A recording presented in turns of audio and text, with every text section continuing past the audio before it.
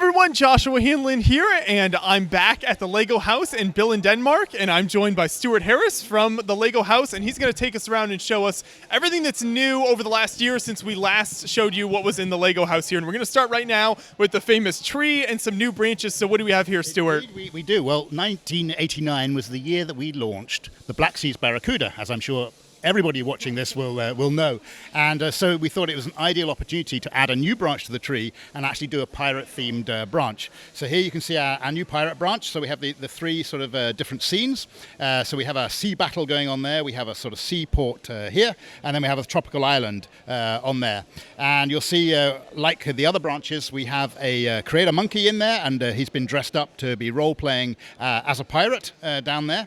I've even added my own little minifigure on the harbour there. And I've given myself a wooden leg, of course. So, yeah, I'm fitting into the scene. So, yeah, we've really been really excited because the tree's been designed to be updated as often as we want, if you like.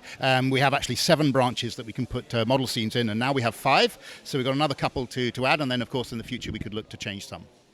What are the logistics like when you're switching out branches on the tree here? Because obviously this is a massive piece. It's several stories high, so I'm sure it's not easy to just put stuff in and out. Correct, yes. We looked at all sorts of different ways of doing this, but in the end we just opted to actually hang people from ropes above the tree and lowering the platforms into place. It's actually a relatively easy operation once you're out there to exchange the scenes. It's just getting out there safely is the important part. So. That's great. Well, it's cool to see the new scenes here. Pirates, always a popular theme, so I'm glad you could install those. Yeah, we got when we announced it on social media, we got a lot of comments about when are you bringing pirates back. So point noted. Fan builds as well as some new builds around the dinos. So let's start there. What do we have with the 3 dinos? Well, when the dinosaurs arrived in Lego House in 2017, they came with 2 eggs. And actually, since then, last Easter, one of the eggs on each dinosaur has hatched, and we have some baby dinosaurs. So these are actually built by the Lego certified professionals. So we have one from China. We have the system one is from Australia, and then we have the Technic baby dino has come from Taiwan. So they look pretty cool, very cute, and you can already see the second egg is partially hatching as well. So. We got some meat over in the mouth of this one. We have a very hungry baby dinosaur here, and in fact, when we launched them, we created a photo opportunity where people could feed the dinos with their Lego built props. Yeah, that's so cool. So you're continuing to update it. You've got the other egg here. Yeah. Maybe some more surprises in the future. Who knows? We're not really sure of the gestation period for a dinosaur egg, so who knows? It may one day happen again. So, yeah. And you can see also the dinosaurs, they're also celebrating the Lego House's 2nd birthday, so they have their party hats on. Yeah, it's always a big celebration here leading to the Scareback Fan Weekend and everything. So lots of AFOLs from all over the world really that gather here. That's right. This is our big changeover month where we bring in all the new work from the fan community around the world.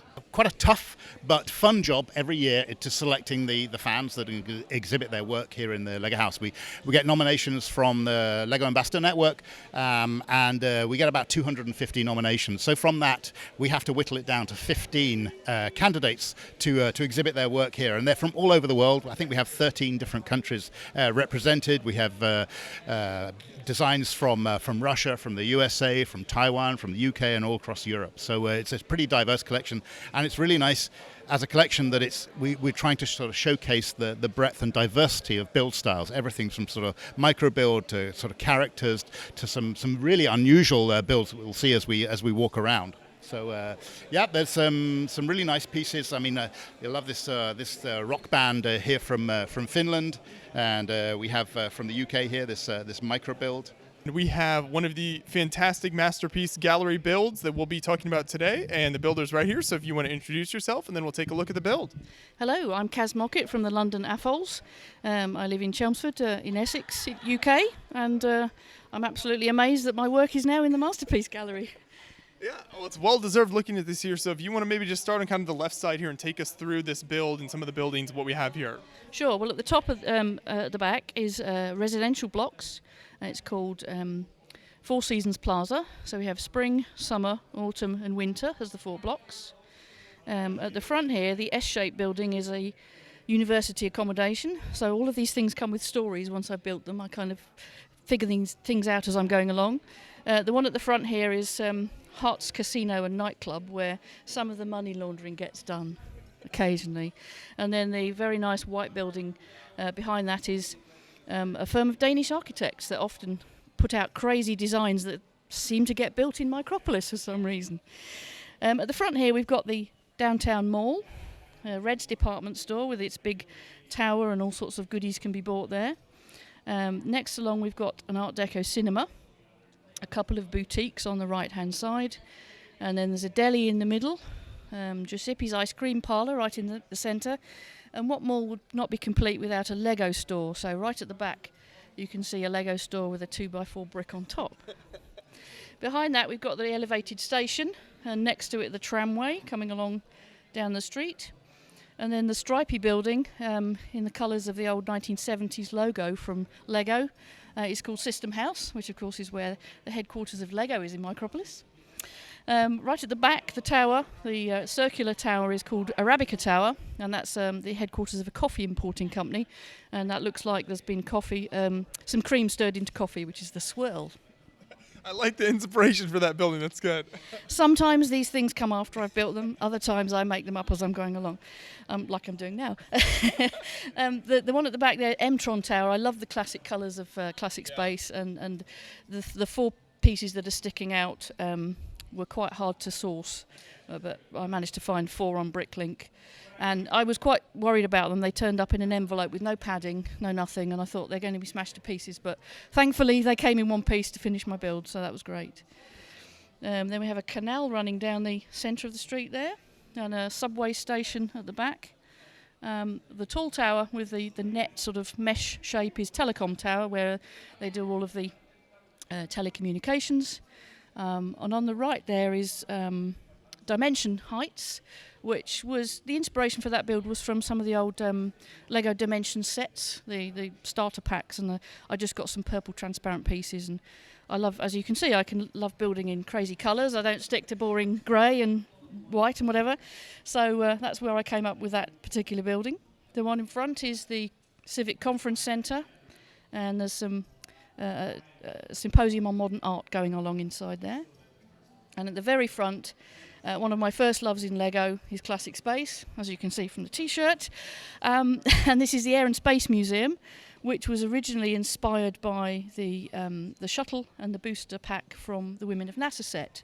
And I looked at them and I thought, that's exactly the right scale for Micropolis for an Air and Space Museum. So basically, one of the few buildings I built in Lego Digital Designer first, and then spent a fortune buying the bricks I needed from various European countries because I couldn't get them from the UK. And then, so you'd go around the museum and then come out to the cafeteria and through the rocket garden, and you can see the Astronauts Memorial, and then you go back out again. So there's the tour of my little suburb of Micropolis. I love all the different stories there. I mean, the classic space colors on that was fantastic. So I'm so glad you could display this here at the Lego house. And I know you're also active on YouTube, right, as well? So do you build these types of builds on YouTube in your videos? I don't often live build. Okay. Occasionally I've done one or two for the 72-hour live stream that was on recently, the Lego live stream. I did that. But more usually I'll build something and then prepare a little minute or minute and a half video with the story to go with it. So I don't just show you the build, but I then tell you what the story is as well.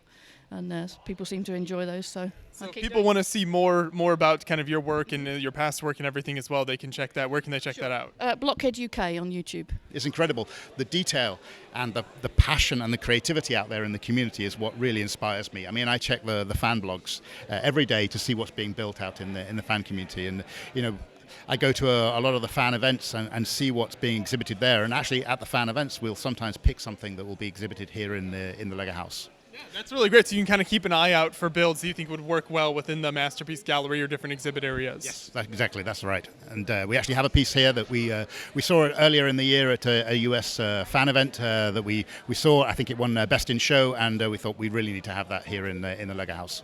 So here, in this case, you can really see the sort of the diversity of building styles. So you have these sort of beautiful, highly detailed animals here, and you have this incredible sort of superhero suit. I've never seen anything like this being exhibited, and it's just an amazing sort of showcase of how different and how you can really build all sorts of different things with Lego bricks. Yeah, I mean, you just look at it. This looks rather fragile setting this up here. It was a tough installation, I must say, and we worked a little late into the night getting it set up. But we're really pleased about how it's all worked out. And then we've got a case over across the corner here. What are some of the builds in this display? Well, I really love this typewriter here. It's actually there's a little bit of humor in there. If you look at the keys, you'll actually see one of the keys actually says .com, even though it's a very traditional typewriter. And you've got this guy doing his exercises here. And of course, we all know that Lego bricks are made from plastic called ABS. And of course, this guy has got Lego brick abs, so it's perfect. A really nice little touch. Yeah. This next build here, we've actually covered this at one of the conventions in North America with Paul's massive build here. So if people want to see more about this, they can check out that interview. But I love seeing his work on display. Yeah, it's a stunning piece. It's just so bright and colourful, and it's just incredible and really inspiring to look at. And then some smaller builds next to that.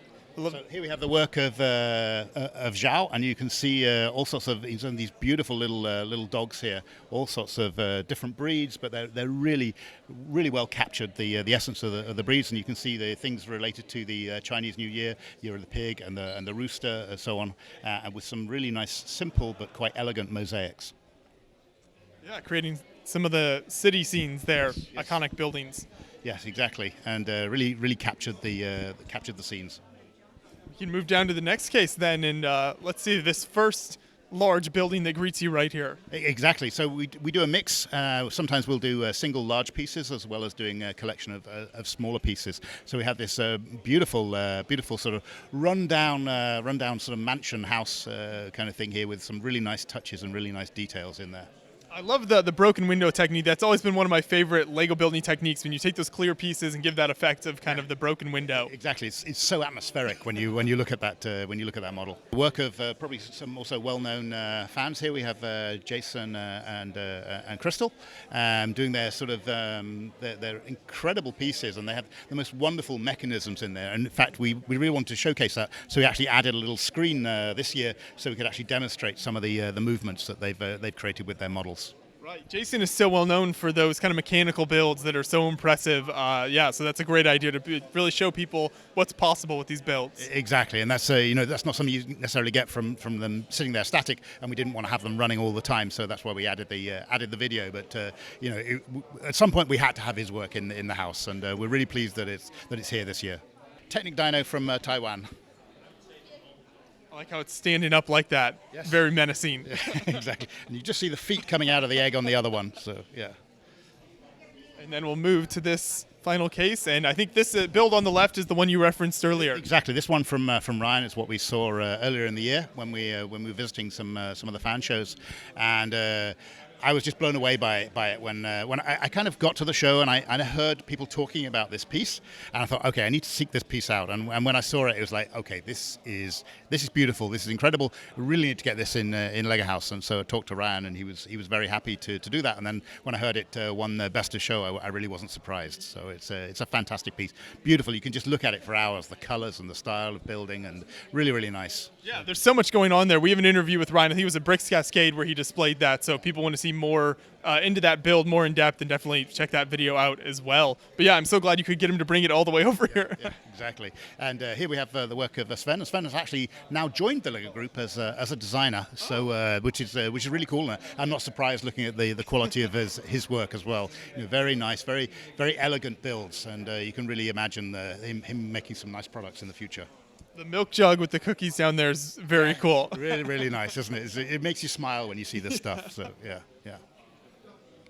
And then we have the work of Stefan here, and we have this sort of train crash hold-up scene here. It's a beautiful story. It just captures the story here, and this amazing build here with this house. Really sort of really iconic scene. I think people probably recognize it, but it's a beautiful piece. Makes you a little nervous to see how narrow the middle gets there. That's holding all of that up. I hope not too many people bump into the case. Exactly, but these are some incredible new builds here. So these switch over every year, then, right? And so next year at this point it'll be entirely new builds. Exactly. So every September we put in a new collection. All the fan models in the house get exchanged around September, which is linked to the Scareback Fan Weekend here in Denmark. Okay, so you'll be once again keeping an eye out for really amazing models. And if someone would like to have their model kind of on display here, is there a way that they can submit that to you or the Lego House at all? There are many ways of getting your model into the Lego House. For example, in the Masterpiece Gallery, we actually asked the Lego Ambassador Network to make nominations from that. But we also run some public competitions, and I'll show you those cases downstairs in the experience zones. So now we're down in the experience zone. We're in the yellow zone here, and this wall case that we're looking at here is actually has one theme, which is nature. And so we run a public competition every year to find models to put into this wall case. So we run the competition on Lego Ideas, and we get hundreds of ideas, hundreds of submissions, and from that we'll make a collection based on the best models that we see in that competition. So this one, I think the theme was alternative nature builds. So you can see some sort of alien type plants. You can see this beautiful little snail here with a Lego house on its back. It's very cute here. So there's a lot of diversity here as well in showing the different approaches and different building styles. The hip-hop flower there, that's very unique. I love the creativity with that build. A lot of it really makes you smile, which is a really nice part of this job. We got some bigger plants and creatures down here on the right side as well. Some pretty scary stuff in there as well. The stuff of nightmares, I think, in some of those ones. But also, again, going around some of the shows, then if I see something that would be suitable for the wall case, then I'll ask the fan if they're interested in exhibiting in the Lego House, and very often they are, which is great. So I don't know, maybe. Exactly. So which is really cool. So it's so fantastic to be able to see the passion and creativity out there. Yeah, it's so amazing that you kind of always bring in new builds and everything. So there's kind of always something different every year for people to see when they visit here. Exactly, because also this is it's a big international gathering weekend with the Scareback Fan Weekend. So people are coming from all over the world, and it might only be sort of their annual visit to the Lego House. So it's really nice. There's something new to see every time they come. So we are in an experience we call the World Explorer, and this is an incredible model. It's actually a model of 3 islands where we have around 2,500 minifigures living and working and enjoying their life. And we're actually we also invite fans to exhibit some of their models here in the World Explorer. For example, every year we have a new street parade, which turns up here in the downtown city. So this is the new street parade here. We have four different floats, and we invite a lug group to run their own sort of internal competition to create the street parade for us. Yeah, you get the fans involved with some of these actual builds then. Yes, we do. But it's not the only fan build that we have in the World Explorer. We also have on the tropical island, we have a dock, if you like, and we have a new seagoing vessel. A new boat arrives every year, and of course, because we did the pirate branch on the tree, we also decided to add a pirate ship to come to the island here. Last year it was a steampunk submarine, and the year before that was a super yacht. So next year there will be a new seagoing vessel, but I don't know what it's going to be yet. But there will be one when you come next September. There's always fun new stuff to check out. Yeah, exactly. So come and explore.